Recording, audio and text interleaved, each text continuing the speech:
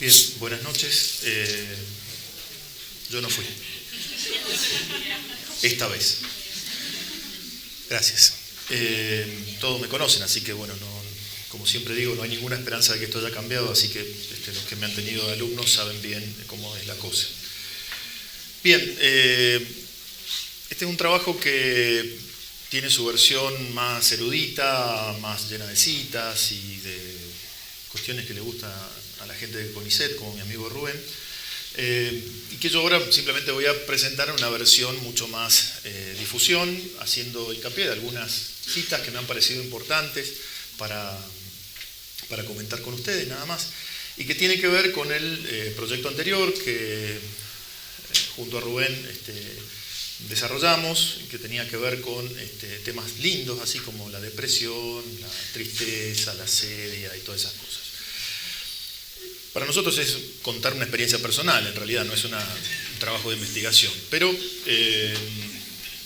siempre tratando de buscarle la salida hacia arriba, es que empezamos al menos yo, a buscar por el lado de la belleza, a ver si era posible dar con una especie de terapia. Y si esto era posible, si esto estaba en Santo Tomás de Aquino, ¿no? Que era mi gran preocupación. Bueno, creo haber encontrado una forma de establecer esa relación entre la tristeza y la belleza y el carácter terapéutico de la belleza en relación a la tristeza, pero por supuesto, como este proyecto, hablarlo así en Santo Tomás de Aquino no se lo vendíamos a nadie, era necesario agregar esto del hombre contemporáneo, que bueno, es básicamente lo que estamos haciendo ahora.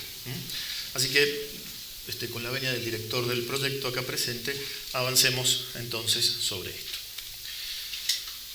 Quizás una de las cuestiones que uno hoy podría recibir como objeción cuando empieza a hablar de nuestro mundo es que nuestro mundo es un mundo súper happy, es decir, súper feliz, súper bien, basta ver Facebook para darse cuenta, ¿no es cierto?, de lo feliz que es la gente, lo bien que está y todo ese tipo de cosas, ¿no? Es decir, una cosa básicamente así de horrible, disculpen, esto va a durar poco y avancemos hacia acá. Quizás uno de los autores que en el siglo pasado quiso pensar esta idea y lo hizo muy bien en una obra que casualmente se llama Un mundo feliz, título que me robó de mi ponencia, que es Aldous Huxley, que todos conocen seguramente. Yo lo conozco. Bueno, es uno de esos textos en serio muy recomendables para leer, para conocer.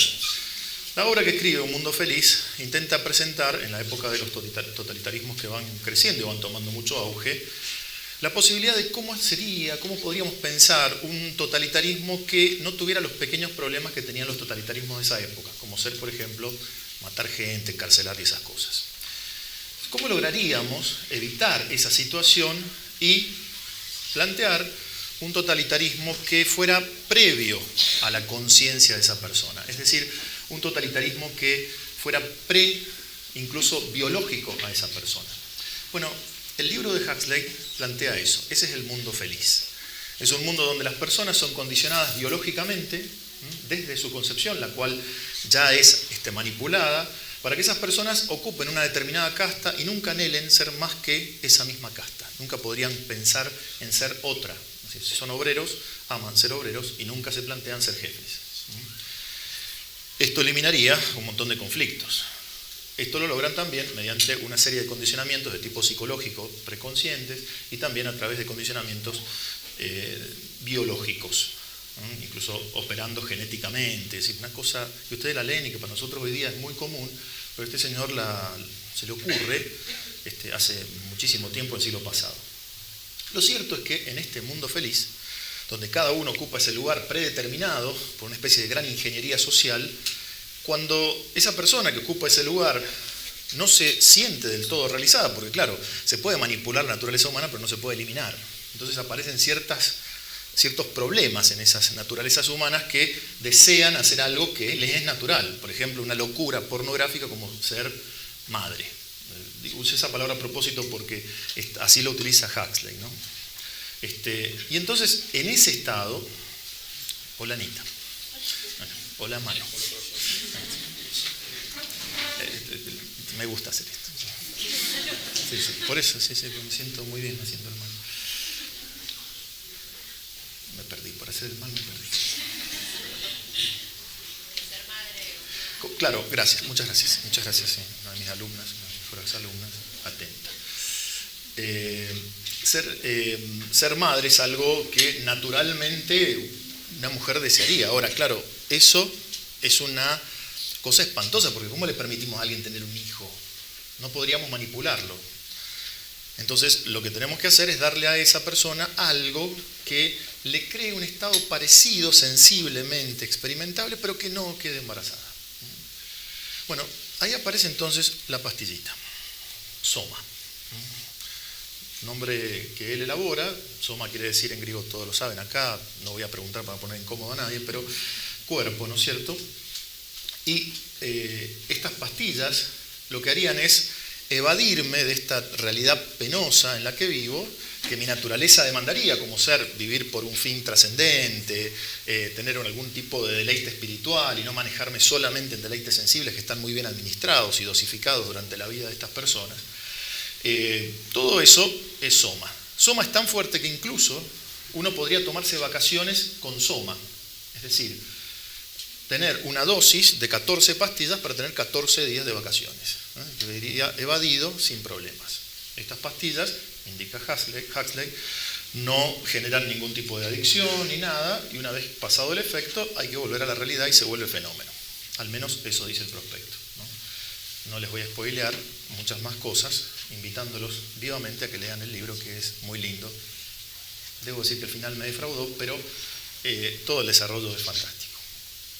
Ahora bien, cuando uno plantea esto, dice, bueno, un mundo feliz no está muy lejos de nuestro mundo.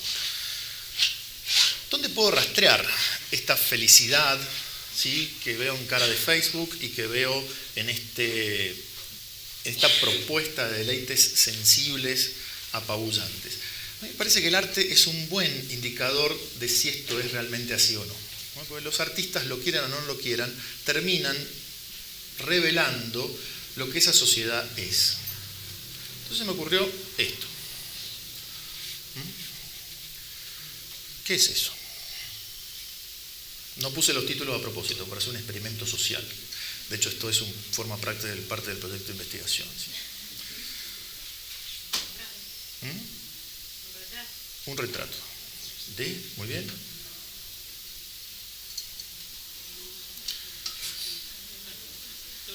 Una mujer abortista, bien. ¿Por qué? Alguien podría decir qué pasiones, qué sensaciones, qué está comunicando, qué mensaje está revelando a una inteligencia que la contempla, que la mira. ¿Qué les parece? ¿Cómo? Angustia, ¿no es cierto? Sí. Esos ojos enormes, ¿no es cierto? Parece que una lágrima parecería estar empezando a caer de uno de ellos, ¿no? Esto es arte contemporáneo argentino. Esto no lo he traído de lugares exóticos. Es un rastreo bien simple, onda Wikipedia, arte contemporáneo argentino, y elegí este tipo de cosas. Como por ejemplo esta. ¿Alguien identifica qué es eso?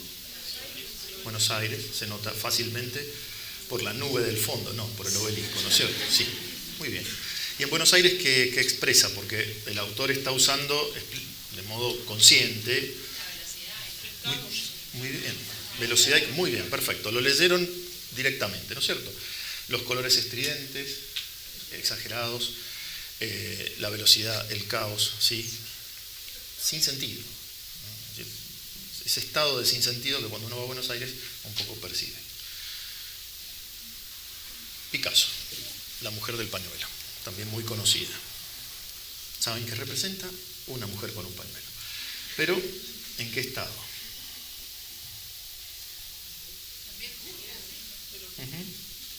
Famosísima esta pintura, pero famosísima. Carísima esta pintura. Ni Cristina la tenía. ¿Esto lo están grabando? Bueno, se hizo presente. El estado de tristeza, digo, por poner un ejemplo, un caso más del arte contemporáneo. Y como un ejemplo más, como para cerrar que es muy conocido por todos, el grito de Bermunch, ¿no?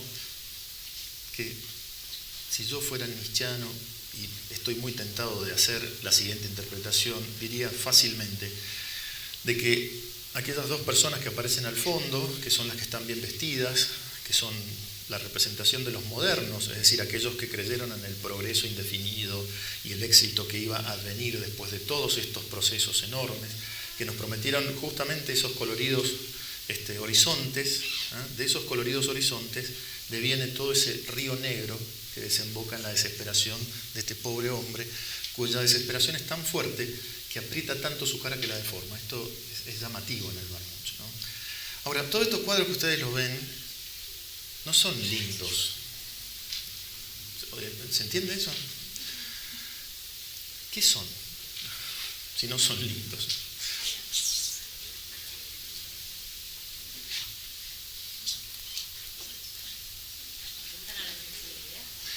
Apuntan a la sensibilidad, pero no apuntan simplemente para... A ver, hay un mensaje dirigido a la sensibilidad, en todo caso.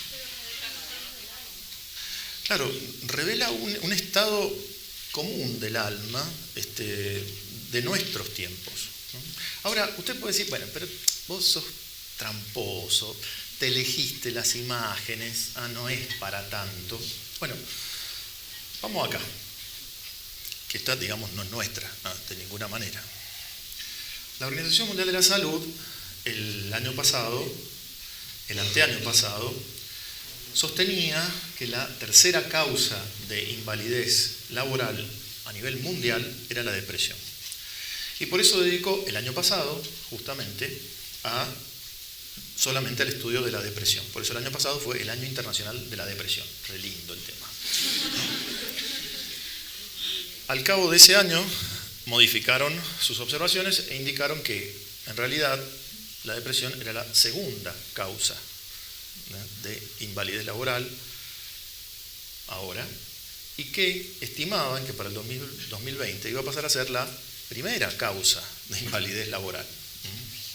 Es decir, hay más gente que se deprime que gente que se le corta un brazo o se le quiebra una pierna, ¿sí? o pierde un ojo. Es decir, es mucho más en números. Todo esto suena, puede ser que yo lo esté inventando, ¿no? Pero ustedes pueden cotejarlo con la página de la Organización Mundial de la Salud para ver que es así. 300 millones de personas en el mundo, primera causa de incapacidad laboral, y un dato anecdótico que me pareció interesante colocar. Y es que la depresión afecta más en general, esto lo han detectado ellos mismos en el dato duro, a la mujer que al varón. Y esto nos da la posibilidad de hacer dos observaciones. La primera es que si afecta más a la mujer, es porque es la mujer la que está más, entiéndanme bien por favor, hay muchas mujeres acá, me van a tirar contra, pero digo, es la que más ha sido desquiciada en el sentido de que ha sido sacada de sí misma. Y por tanto no puede ser sí misma y por eso puede entrar en estos procesos depresivos. Más allá que haya situaciones epocales, ambientales, hay muchas cuestiones. En tema de depresión, supongo que habrá varios psicólogos que me dirán, no, pero también están las endógenas, están las otras, las heredadas, hay mil, por supuesto. Pero sin duda hay una cuota de tristeza generalizada que está en la base de toda depresión. Y la segunda observación que tendría que hacer es que, bueno, esto pone en crisis, ¿no es cierto?, la igualdad de género, lo cual nos lleva o a creer que es mentira o, muchachos, a ponerse las pilas y a deprimirse, ¿sí?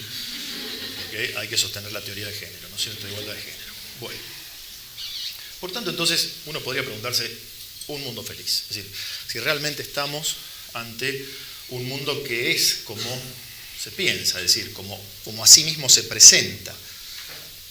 Yo creo que no. Ahora, ¿qué hacemos?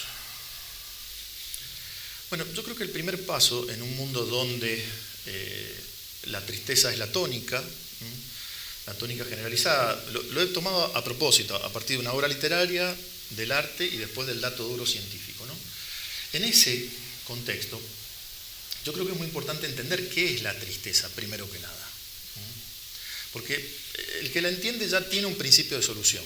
El que sabe en qué consiste la enfermedad puede empezar a intentar encontrar una solución, una terapia.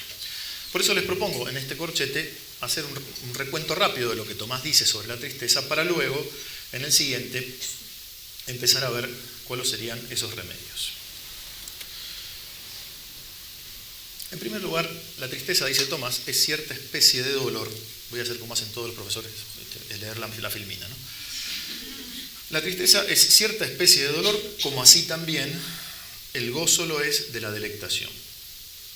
Ahora, este dolor nace de la aprehensión interior, es decir, de la imaginación o de la razón. Estas observaciones de Tomás son sumamente jugosas. Primero que nada, hay que entender que la tristeza es un dolor. Entonces uno dice, como cuando me agarro los dedos con la puerta del auto. No. Es como cuando me agarro los dedos con la puerta del auto, voy al médico y el médico me dice, mire, y ahora se los vamos a tener que cortar. Entonces, no es solamente el dolor de la puerta, sino que es el dolor amplificado, proyectado hacia el futuro y desde el pasado por mi imaginación y mi razón, que empieza a decir, con estos dedos nací, con estos dedos crecí, estos dedos pellizcaron a mi hermano, y ahora tengo que despedirme de ellos. Todavía no hay corte de dedo y sin embargo, el crecimiento del dolor, que ya no lo tengo porque me han puesto morfina o me habrán puesto algo así, el dolor interior sí está creciendo. Y ese crecimiento tiene que ver con la expansión que puede operar en la interioridad, la imaginación o la misma razón. Por eso es una especie de dolor, pero que no es el dolor exterior, sino que es el dolor que nace de la aprehensión interior. Este dolor es tan grande que Tomás llega a decir que es mayor que el exterior. No solo es mayor que el exterior, digo, sino que es más universal. Es decir, es capaz de extenderse a la totalidad de mi persona. Yo cuando estoy triste, el universo está triste.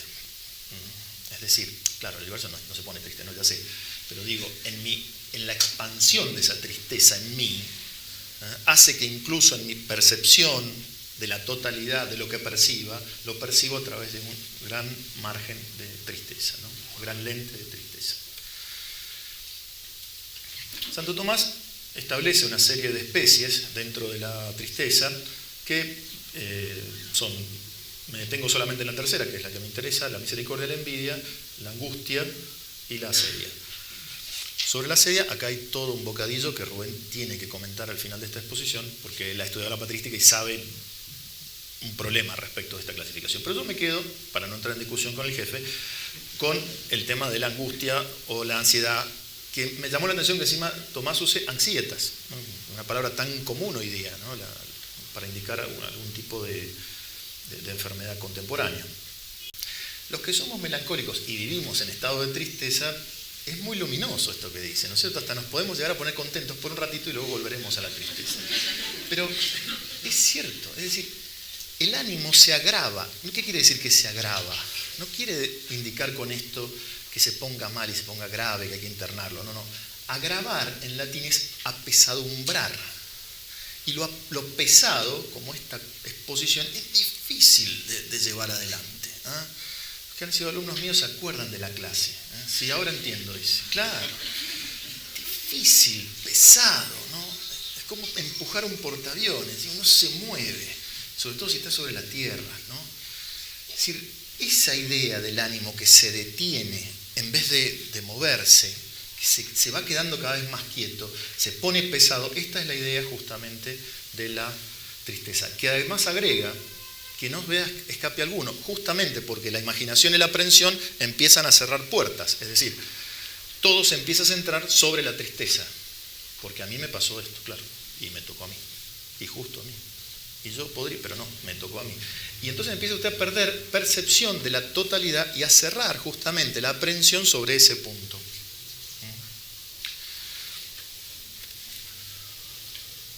¿Qué efectos produce en nosotros la tristeza? Bueno,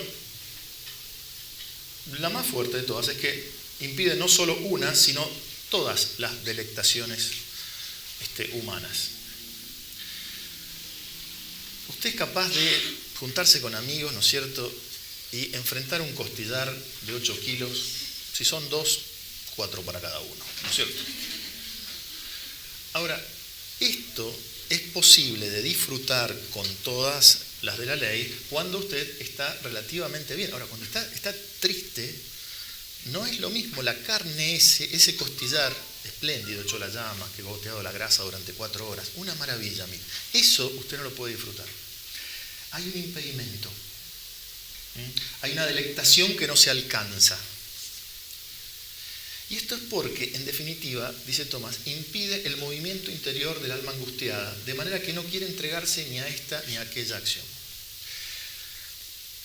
Todos sabemos por qué se produce en cualquier operación el placer.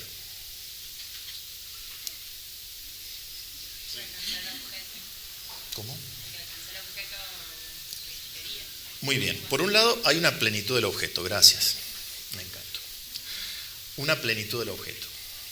Pero por otro lado, tiene que haber una disposición por parte de quien va a operar sobre ese objeto.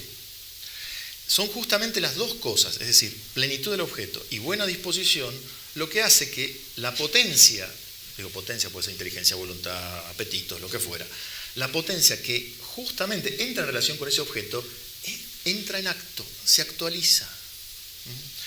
El ojo está en potencia de ver colores, colores, colores, colores, hasta que de repente ve un supercolor.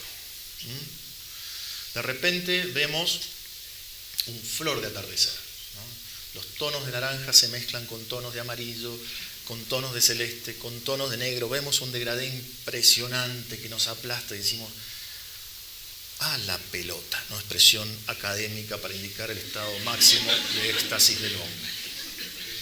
Ok, en ese momento, en esa percepción, el ojo, que estaba bien dispuesto, encontró un objeto pleno, completo, y se dio entre ellos justamente lo que los filósofos llaman una energía. ¡Qué palabrota! Esto quiere decir una actualidad conjunta. El ojo está siendo más ojo que lo que era antes. Pero si antes era ojo, sí, claro, era ojo, pero la operación que está realizando ahora es una super operación. Y por eso ese ojo está, disculpen, perdonen, pónganle comillas, contento. ¿Sí? Nos pasa cuando nos juntamos a comer. Si acá enseguida pasa alguien ofreciendo, ¿alguien quiere una galletita express, descremada, sin sal, sin granos? Media galleta. ¿Sí? Y tiene untado un queso sin gusto, sin color, transparente. ¿Quién quiere?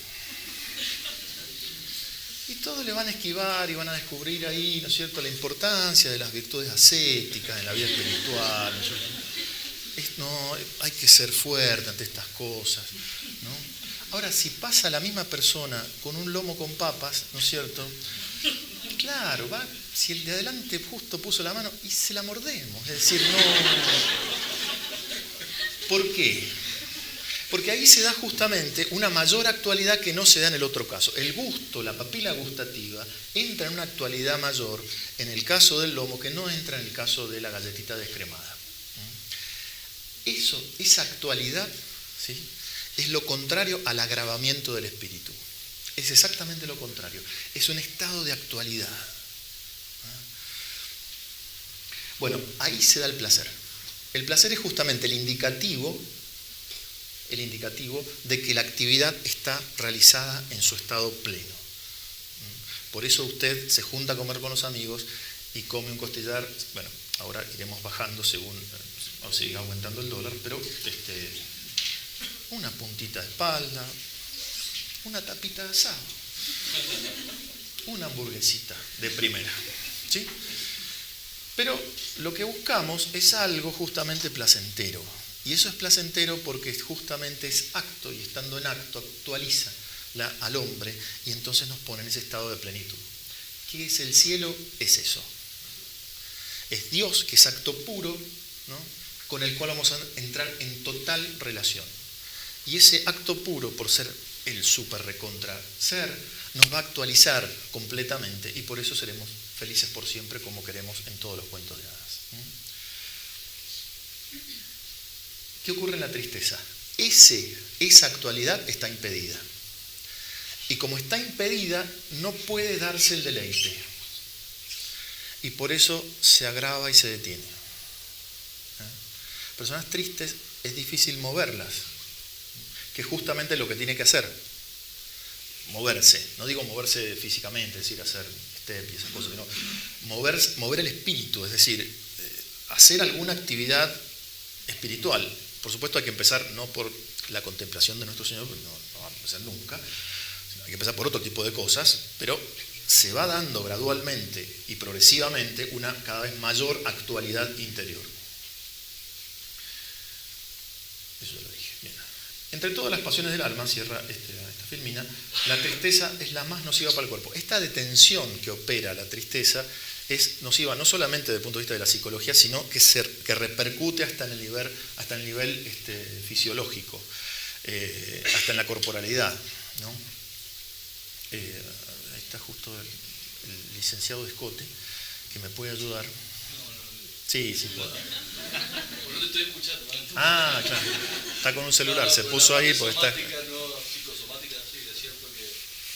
Bueno, viste que ahora está muy de moda, que yo no comparto, pero todo esto, la biodecodificación... No tengo idea. Bueno, yo tampoco conozco bien, pero sé que nunca hacen un estudio así medio paracientífico, no sé qué, pero entre la relación entre los dolores, eso de la tristeza y el cáncer... Bueno, Rubén, estamos pum para arriba con eso. ¿Ah, sí? Sí. Así que guarda con lo de paracientífico. No, estamos borde. No, bueno, pero sí es paracientífico. ¿Cómo se llama el psicólogo? Sí. Hunter. Español. Hammer. No, otro. Está más de moda todavía. Está más de moda. Pero es más No, nosotros hemos ido a la fuente. No. El que vino a Mendoza el año pasado. Sí, es que yo estoy diciendo. Bueno, sí. Cuando Rubén comentó en la reunión lo de este psicólogo de Hammer, digo, es interesantísimo porque es este problema. No, él comentó la fuente, ¿no? Que es el que inició los estudios, así, entonces, exactamente. Es re interesante cómo esa detención que se va dando a nivel espíritu empieza a afectar sistemáticamente a la dimensión corpórea, ¿no? Bueno. Ok, tenemos más o menos caracterizada la tristeza, ya sabemos de qué se trata. Veamos cómo sería una terapia de esta tristeza y si la belleza puede ser terapéutica en ese sentido. Esto es un presupuesto que hay que tener claro. ¿Sí? Como toda pasión, no es mala, sino que necesita de la medida de la razón, dice Tomás. Es propio de la naturaleza sensible deleitarse y gozarse en las cosas agradables y dolerse y entristecerse en las nocivas. Por consiguiente, la razón no puede eliminar la realidad de la tristeza, pero logra controlarla, evitando que se desvíe de su rectitud. La tristeza como tal forma parte de nuestra naturaleza humana, es decir, con esto hay que vivir. Y este es el otro bocadillo que le dejo a Rubén para más adelante, ¿no? Santo Tomás cree que las pasiones, como la tristeza, por ejemplo, forman parte de la naturaleza humana.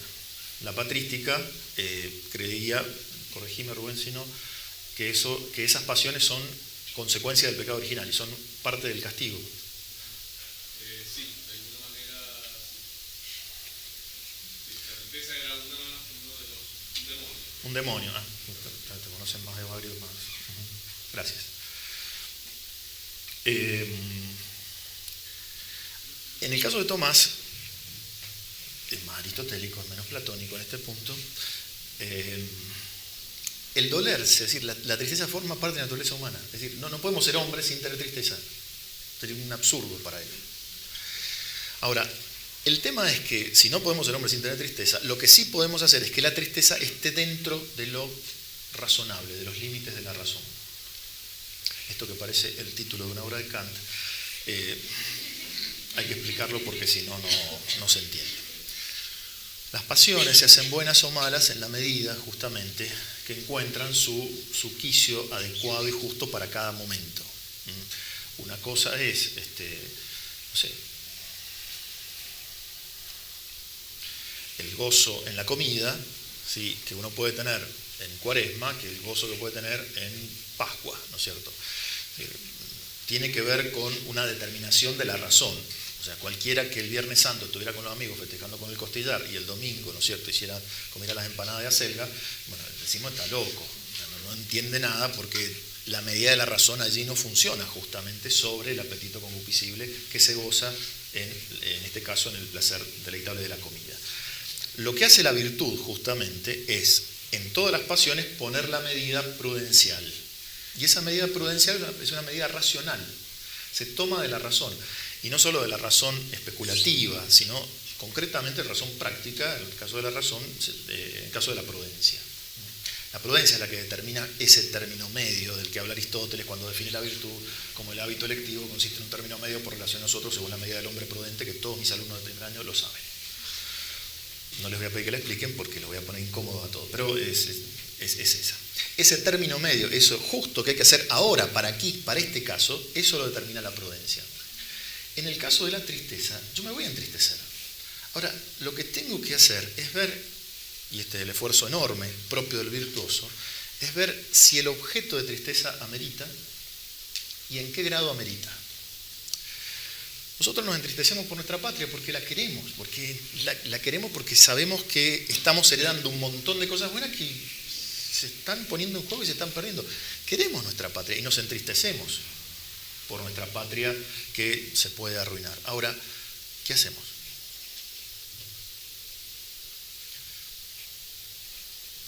Podríamos salir, ¿no es cierto?, y asesinar a todos los dirigentes, ¿no? Decir, listo, con esto hemos solucionado el problema de la Argentina, ¿no? Bueno, una imprudencia absoluta. ¿No? O decir, no hay nada que hacer y encerrarme en mi casa, ¿no es cierto?, no hacer absolutamente nada de nada, porque tampoco. Y entonces, ¿qué hay que hacer? Y no sé qué hay que hacer. Cada uno está en un ambiente determinado donde justamente tiene algo que hacer.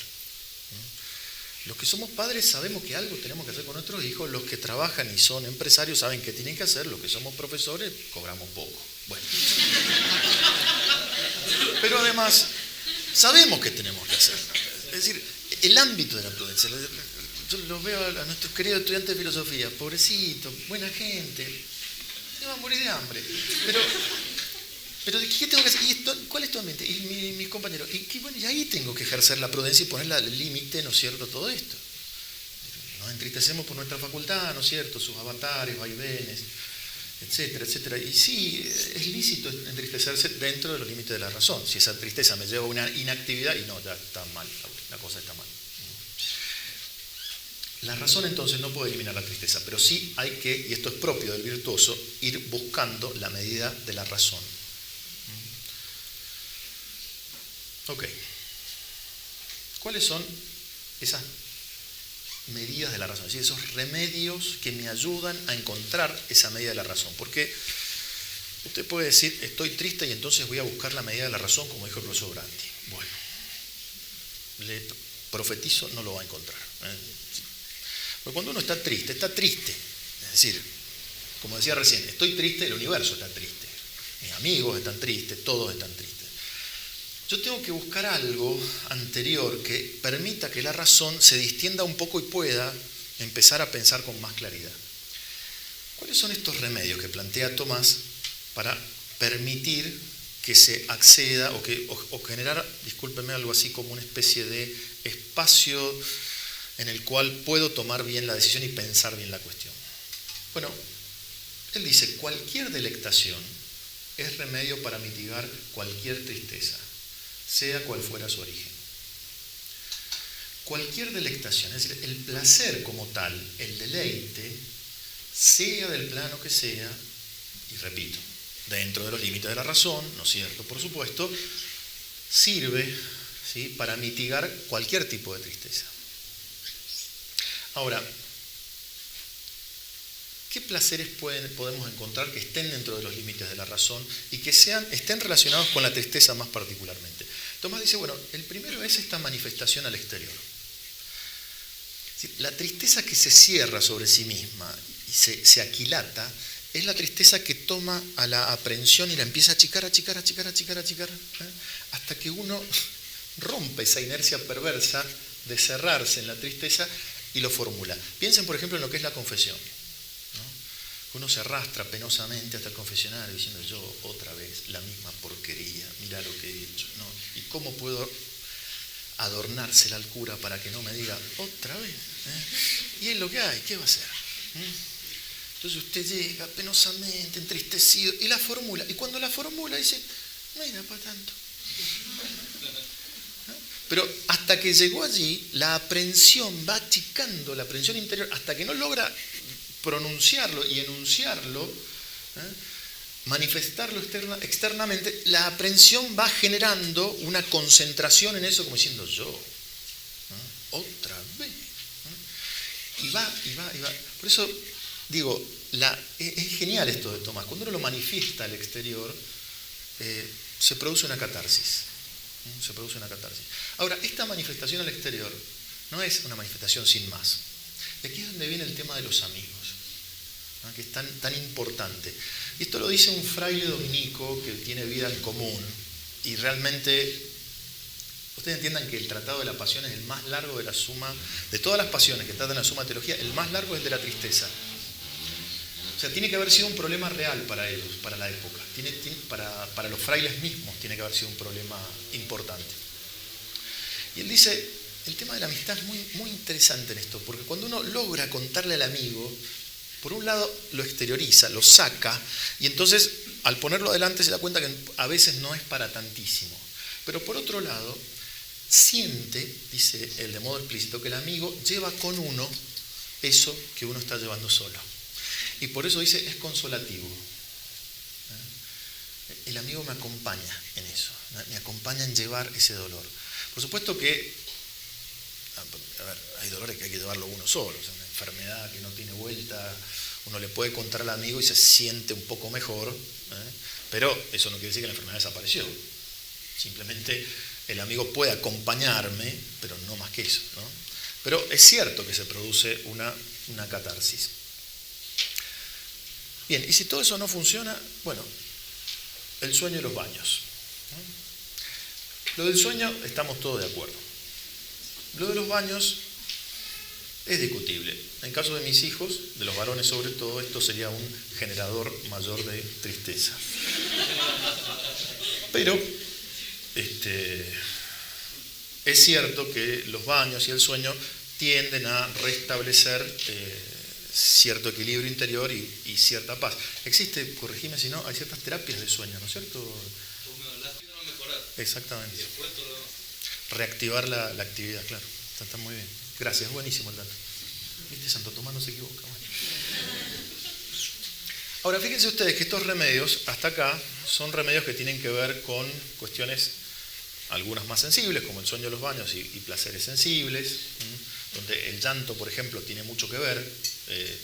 Nosotros los varones somos de llorar menos, ¿no es cierto? Somos más de hablar con los amigos y tomar cerveza y gritar y esas cosas. En la mujer el llanto forma parte de un proceso catártico y es absolutamente natural. Necesita llorar. Llora y a veces se le pasa. Esto, digo, no es perverso, no está diciendo son malísimas, no, simplemente forma parte de una particular forma de ser hombre. Se deben reír de cómo nosotros nos sacamos la tristeza, ¿no? Con la tosquedad que el varón le dice, estoy mal, ¿no? ¿Pero qué te pasa? No, las cosas que me... Pero y... No, estoy mal. Pero déjate en broma. No, sí. Bueno, tenés razón. Vamos a tomar una cerveza. Vamos. Con esa torpeza, digamos, termina. Ya está. La mujer necesita juntarse con la amiga, tener un espacio, tiene que haber 1 kilo de helado, 2. Necesita despacito, empezar a sugerir los temas, hasta llegar al punto, toda la catarsis, ¿no? Sí, perfecto, es un modo de ser humano. Bien. Ok, tenemos entonces caracterizado la tristeza, tenemos los remedios que ha planteado Tomás, y yo he callado a propósito uno de los remedios, el que para él es el más importante, que es el de la contemplación. Pero para poder avanzar sobre ese punto, necesito dejar muy claro, primero que nada, esto que ya dijimos, es decir, cualquier delectación es remedio para mitigar cualquier tristeza, sea cual fuera su origen. Los que estudian este tema, y quienes lo repetimos, subrayan siempre esto de que en el caso de la tristeza, la salida es por arriba. ¿Esto qué quiere decir? Que yo necesito, para superar una tristeza sensible, no solo deleites sensibles, sino que necesito resolverlos en una instancia superior. Es decir, tengo que resolverlos desde la razón. No los puedo resolver desde la tristeza misma. En la tristeza misma estoy perdido. Corregime si estoy usando mal el concepto, pero esto es lo que se llama sublimación de alguna manera muy elástica dentro del freudianismo. No tengo la más remota. No me animo a decirlo bien. Bueno, si él no se anima a decirlo, yo menos, así que listo. Bueno, lo cierto es que se resuelve en una instancia superior. No se puede resolver en la misma instancia de tristeza. Lo importante es, por ejemplo, la recuperación del sentido. Ya vamos a ver algunas citas de Tomás donde justamente trata de recuperar ese sentido. Pero bueno, queda claro esto, cualquier delectación sirve para mitigar. Y después Tomás dice, la delectación de la contemplación no es causada porque excluya alguna molestia, sino porque es deleitable por sí misma. No es una generación, sino una operación perfecta. ¿Cuál es la delectación humana? La delectación humana. Excluyendo el costillar. ¿Cuál es?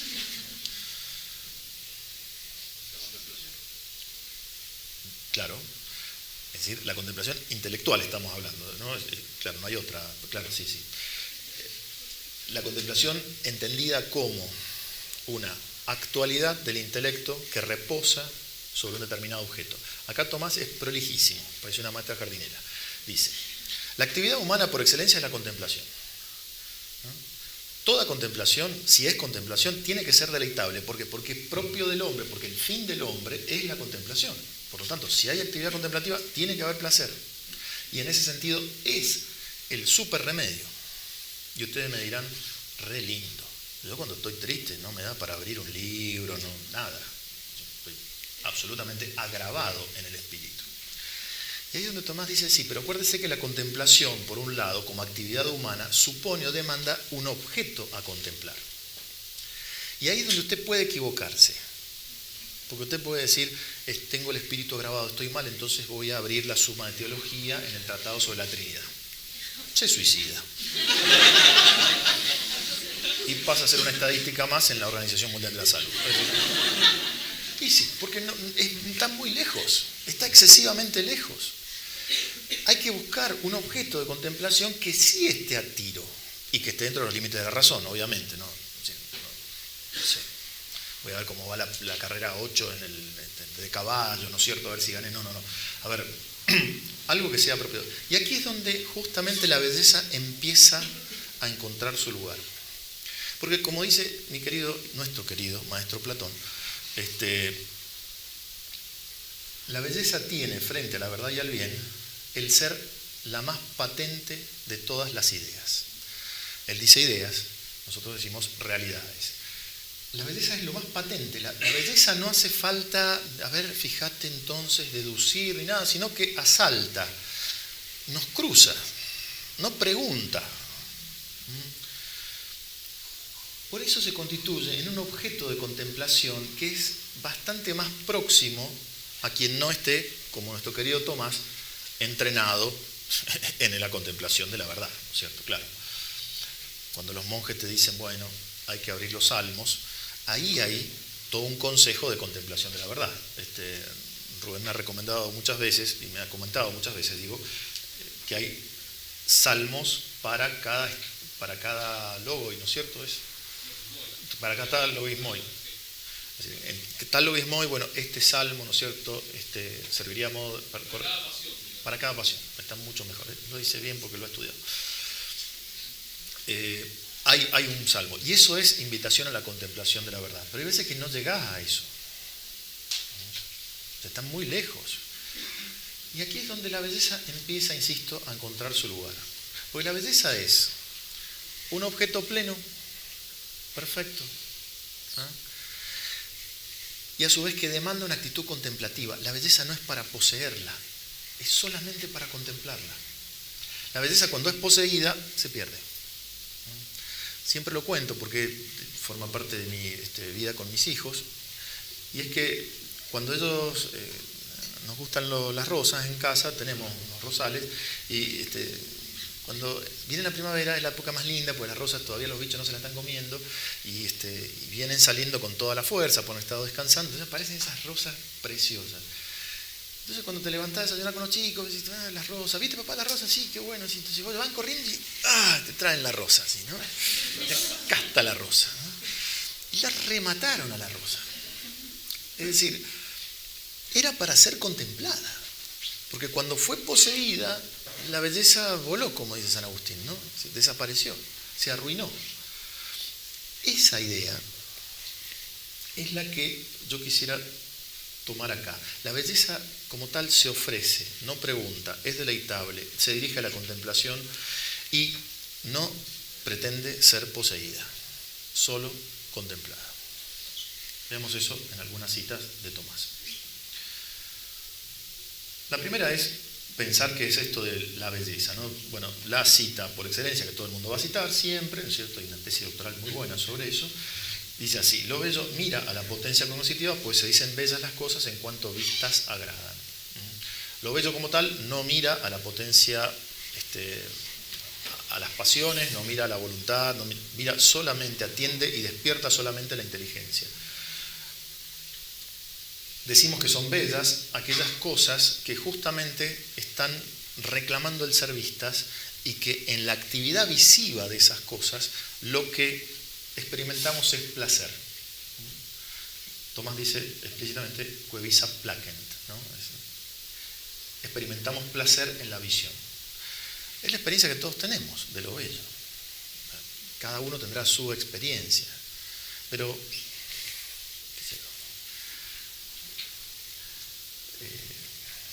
tirarse en la playa en el atardecer, con la prominente panza de por delante, ¿no es cierto?, a ver el horizonte y a ver cómo el sol cae detrás del mar y de la panza, esa, ignorando la panza, ¿no? Pero digo, eso no es algo que nos reporte una utilidad, no sirve para nada, no, absolutamente nada. Sin embargo, lo hacemos con una entrega tan grande. Lo hacemos así, ¿por qué? Porque allí hay un objeto pleno, ¿sí? Tan pleno que el atardecer del día siguiente no es el mismo y lo volvemos a ver. Mis hijos me dicen, ¿otra vez el atardecer? Los más chiquitos, ¿no? ¿No otra vez el atardecer? Sí, pero es el mismo atardecer de ayer. No, es otro atardecer. Es como ver el mar, ver las olas. Todas las olas van y vienen, pero no tiene ningún misterio. Ahora, cada ola es cada ola. Y vos los ves a los chicos jugar, en el caso de ellos es posesión, pero en el caso de uno que puede tomar distancia no es posesión. Ellos van, se mojan, vuelven, se mojan, vuelven, la ola se los lleva, ¿no es cierto? Vos los ves flotar y chao. En el caso de uno no, cada ola es un caso particular, original, realmente original. Cómo avanza, cómo retrocede, la espuma que deja, los bichitos que salen, los bichitos que no salen.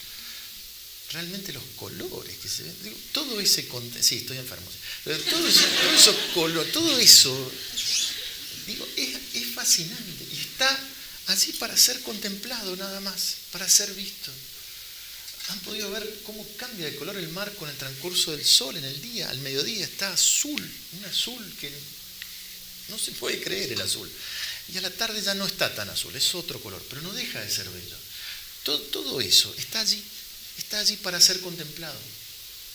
Nosotros nos gusta la montaña está siempre al oeste, siempre.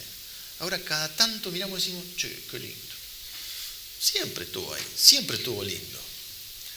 Pero de repente en ciertos momentos, en los cuales se da una disposición interior, se da una plenitud del objeto, uno mira y dice, de vuelta, la expresión académica, a la pelota. Ahora, ¿qué pasa?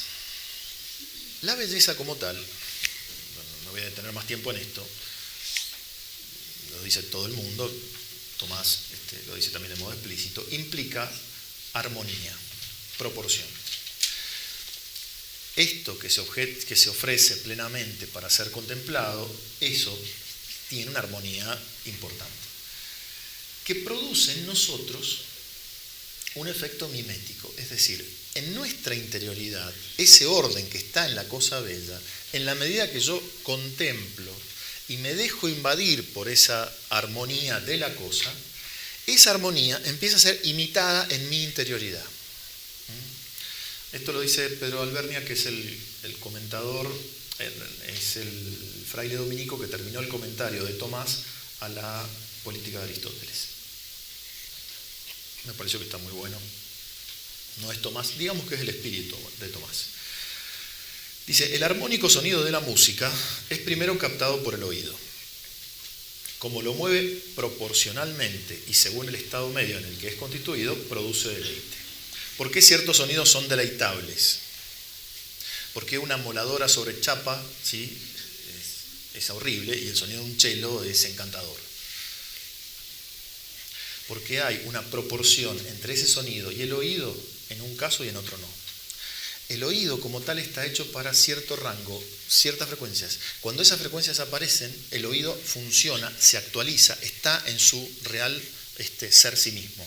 Cuando está la moladora, no, eso se pierde. En la música armonizada, es decir, que va llevando esos tonos que nosotros conocemos, que hemos escuchado tantas veces, por estar armonizada la música y por estar el oído bien dispuesto, se produce un deleite. Dice, y de esto todos pueden participar. Pero ¿qué pasa? Después, en la intentio del sonido armónico, el intelecto considera la ratio y la causa de la proporción. Es decir, cuando ya no solamente analizamos el sonido armónico en el oído, sino que esto llega a la inteligencia, por eso se llama, bueno, no importa, no explico la noción de intentio.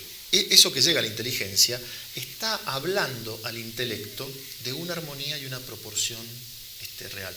Por eso, en presencia de lo bello, cuando hay verdadera experiencia de lo bello, ¿cómo nos sentimos?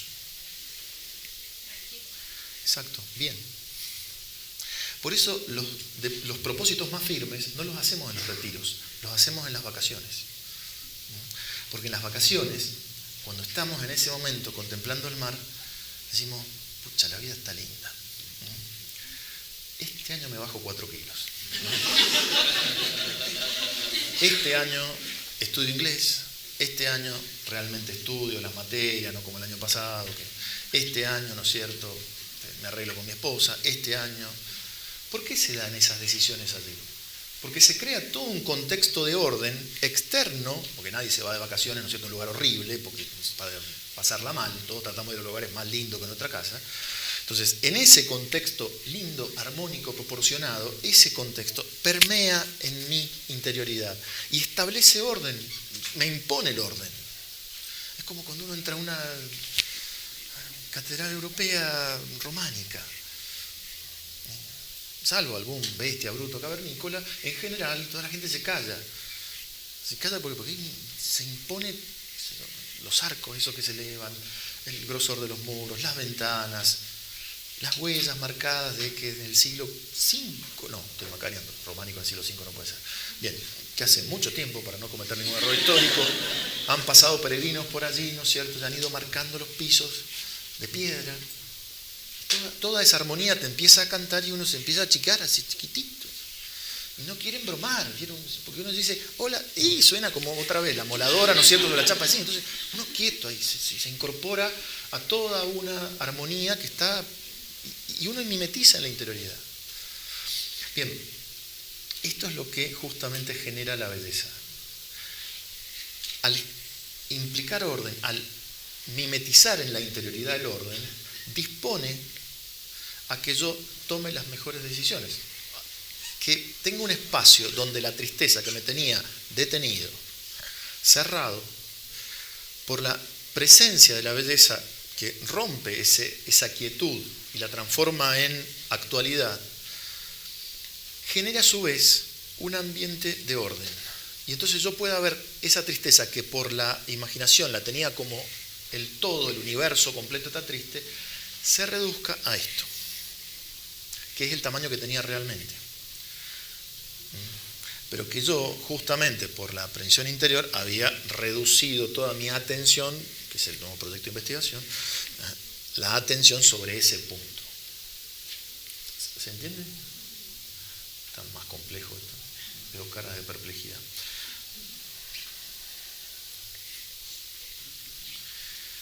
¿Qué produce entonces? Y esta es una cita de Aristóteles. Él dice, acostumbrarse a gozar y a entristecerse en lo que es similar a los deleites y tristezas morales, está cerca de eso que es deleitarse en ello. Cuando al principio decíamos que la tristeza no nos la podemos sacar de encima, pero que tiene que estar dentro de los límites de la razón, hay que aprender a mantenerla dentro de los límites de la razón. Pero yo soy un tipo caído, tengo la huella del pecado original, no voy a poder hacer, no voy a acceder a la contemplación en un paso. ¿Qué me queda? Bueno, si yo lograra acostumbrarme a gozar y entristecerme a partir de la belleza, ¿sí?, tendría un parámetro parecido al caso en que yo fuera virtuoso. ¿Se entiende o no? No, sí, lo dije re difícil. Lo voy a poner en otros términos. ¿Por qué en la antigua Grecia se insistía tanto en la música en el caso de lo militar? ¿Por qué las marchas tenían que ser con ciertos instrumentos? Platón es muy minucioso en eso, con ciertos tiempos y ciertas formas. ¿Por qué tenía que ser así? ¿Qué es lo que se buscaba con la marcha en el militar? ¿Cómo? Eso es hoy, y es cierto, también es eso. Pero se buscaba comunicar con cierta música la virtud de la valentía y de la fortaleza. ¿Por qué? Porque hay ciertas músicas, ¿sí?, que comunican ese estado de valentía. ¿No les ha pasado? Bueno, hay un 30% que dice sí. Bueno, es un éxito absoluto en una clase.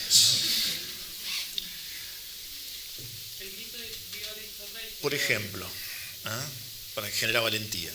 ¿Quiere decir que usted es fuerte, valiente y demás? No necesariamente. Pero siente en la interioridad como si usted fuera así. Por eso dice, cierta música, o sea, ciertos deleites y ciertas tristezas que la música puede reproducir son muy parecidas y próximas al deleite y las tristezas de la virtud.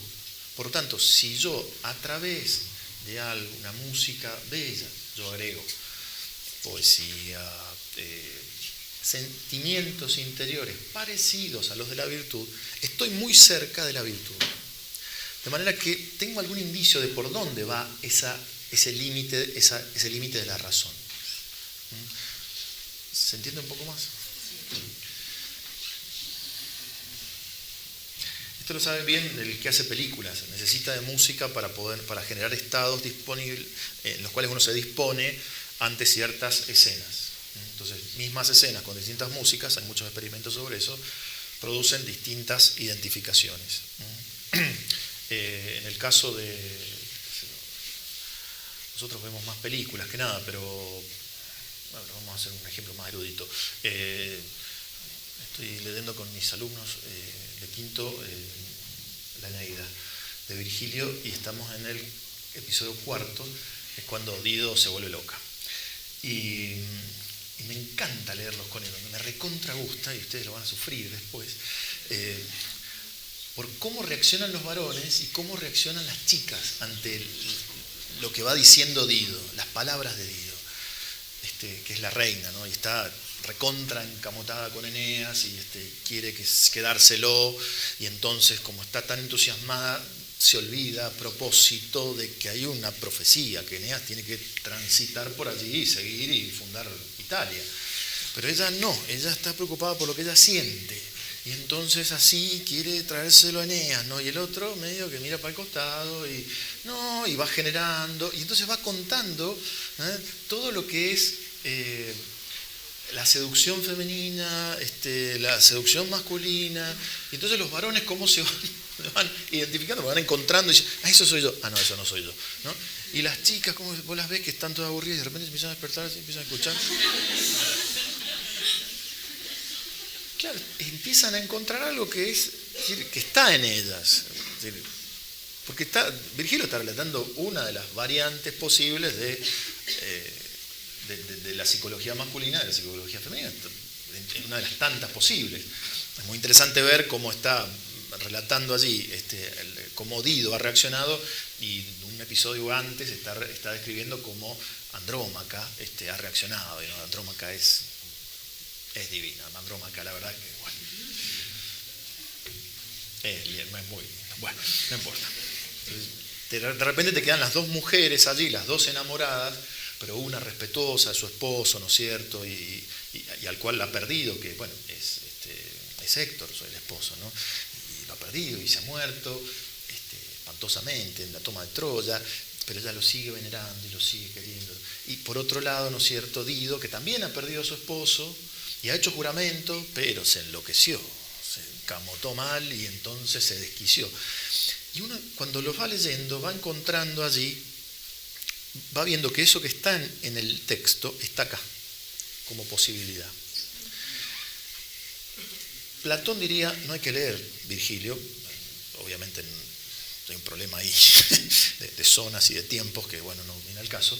Diría, no hay que leerlo porque claro, le hace pensar a los chicos por ahí que no tienen criterio para saber qué está bien o qué está mal. Pero hay algo cierto en todo esto, y es que cuando yo leo en un texto y está bien hecho por el artista, una determinada pasión, siento esa pasión acá. Como si la viviera, no sé si se entiende. Como si. Esto es lo genial del arte, es lo genial de la literatura. De repente usted está apasionado y si lo ven de afuera, ¿no es cierto? Dicen, ¿qué le pasa a este pobre hombre o a esta pobre mujer que está con el librito, le tiemblan las manos, está marcándolo? ¿No? Y es porque está en un pasaje, con su imaginación está trabajando y está descubriendo un montón de cosas, pero esas cosas que están ahí están acá. Bueno, volvamos a la charla. A mí me parece que Tomás no dice de modo explícito que la belleza sea un remedio para la contemplación, para la tristeza. Pero al decir que los remedios implican placer, al decir que el remedio más importante es la contemplación, y al decir que la contemplación implica objetos, yo creo que esto permite poner a la belleza como uno de los grandes remedios, como un flor de remedio para la tristeza. Ahora, por supuesto que esto es bastante peligroso. Porque, claro, uno podría instrumentalizar a la belleza, ¿no es cierto? Entonces, yo creo que habría que evitar esa instrumentalización primero que nada, porque la belleza no es algo, no es una cosa administrable, sino que creo que es un signo mismo de Dios, con lo cual habría que ver los que hicieran terapia cómo llevarlo adelante. Sin embargo, hoy día nosotros nos encontramos con un tiempo donde la tristeza no es mala de suyo. Es decir, cualquier tristeza es mala y hay que evitarla, y hay que enajenarse y salir y todo eso, soma, ¿no? Aristóteles es muy duro con ellos, dice, se la rechaza oponiéndola a una felicidad que no es tal. Las citas de Aristóteles, la masa y los más groseros la identifican con el placer, a la felicidad, ¿no? Y por eso aman la vida voluptuosa. Ese plano es el plano en que hoy día hablamos de felicidad. Estoy feliz quiere decir me siento bien. Nadie podría decir estoy triste y soy feliz. Sin embargo, sí tendría que ser posible.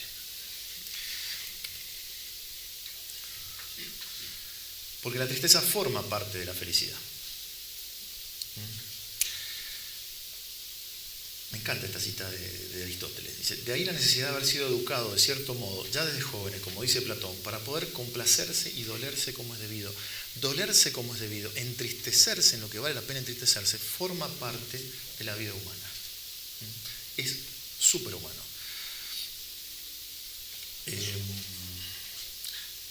En última instancia, hay una sola tristeza que es